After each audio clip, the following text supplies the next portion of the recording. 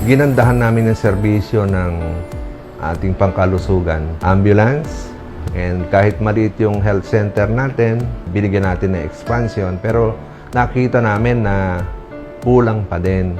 Kaya nag-isip kami ng isang government center na nandun na lahat yung pangangailangan ng ating mga kababayan. Bilang isang ina ng kinatawan ng ikalawang distrito, naisip ko na tulungan yung aking mga kababayan na mabigyan ng magandang pasilidad ng ospital o RHU nga para lang matulungan yung sabi nga yung primary care maibigay. Ito na po yung pangarap natin, no? Ito na po yung pangako namin sa aming paglilingkod sa inyo na magkaroon ng mas efficient na service sa mga mamamayan.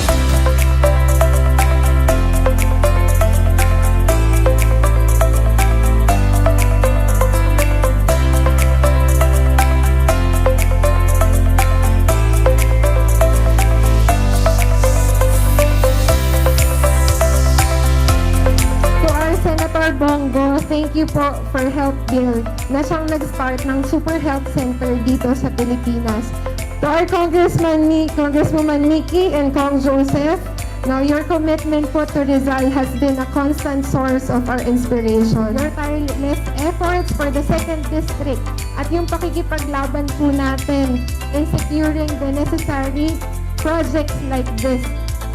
We would not have able to bring this vision to life.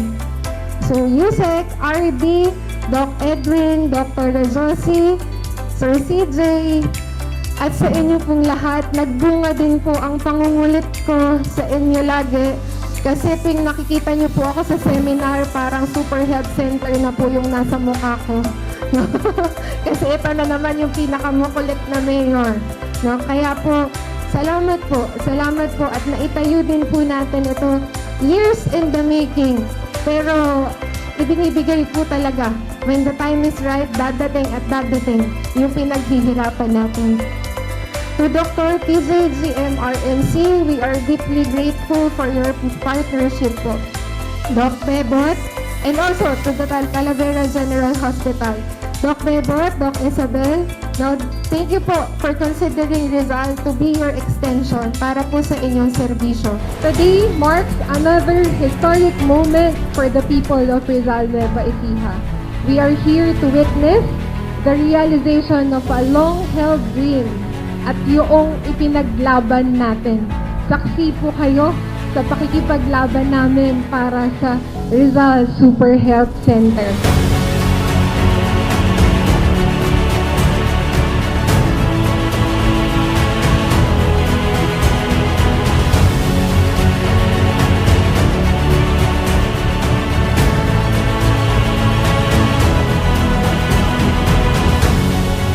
Tayo po ay patuloy na lalago. Ang Rizal ay lalago. Ang Rizal ay uunlad. Dahil isa sa dahilan para makita natin ang pag-unlad ng isang pamayanan, ng isang bayan, pag maayos ang pag-aaruga ng kalusugan ng ating mamamayan. Ikaw at ako ay mga mandirigma. Ikaw at ako lalaban sa ngalan ng pag-ibig at kapayapaan. Naniniwala magkakaisa. Lalaban sa ngalan ng pag-ibig at kapayapaan.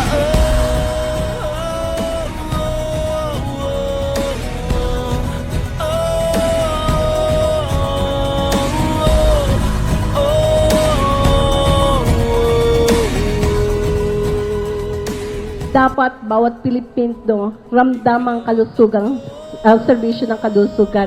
So pagtulong-tulungan po natin yon.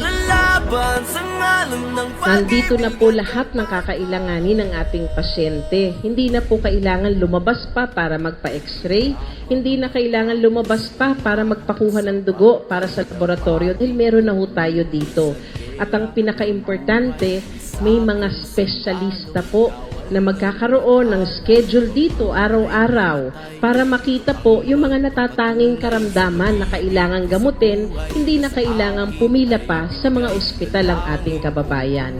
Yan lahat po ay regalo sa inyo sa pakikipagtulungan ng Bayan ng Rizal, ng opisina ni na Congressman Joseph and Congresswoman Nikki, and of course, dahil po sa pakikipagtulungan din ng ating mga ospital, ang Paulino J. Garcia Hospital and Talavera General Hospital.